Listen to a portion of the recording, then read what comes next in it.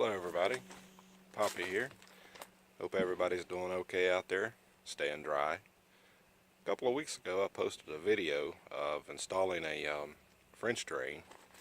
Finally made it back up here to the mountains again and checking it out and seeing how it worked. We've had quite a bit of rain over the past couple of weeks, and my first inspection and first impression of it is done really good. So let's have a look, see how it's coming out.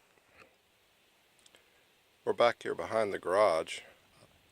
One of the trouble areas that I had was, you can see up here in the woods, that's quite a slope coming down toward us. And by nature, the water is running down this area here. I've tried to put some rocks in there to slow it down a little bit. And you can't see it, but there's a constant flow of water running down this every day, all the time. There might be a few weeks during the summer months where it dries up, but typically it runs constantly. I have a couple of spring areas that constantly flow as well. This spring area right here, directly beside of my garage, and it's got a pretty good flow coming out of it. Again, that's one of the areas that constantly flows, and that French drain that I put in is right underneath this area here and then curves around the garage there. This area we're looking at here is behind the garage. Right in this area right here I have a large pipe underneath that dirt there with some gravel over top of that as well. And then you can see where the smaller pipe just goes through the large pipe and exits out at this point. Don't know if you can see it. Let's see if we can get a little closer.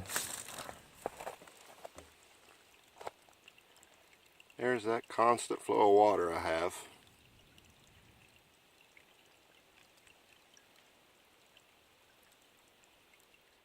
Just down from that area a little ways, probably about 15 feet.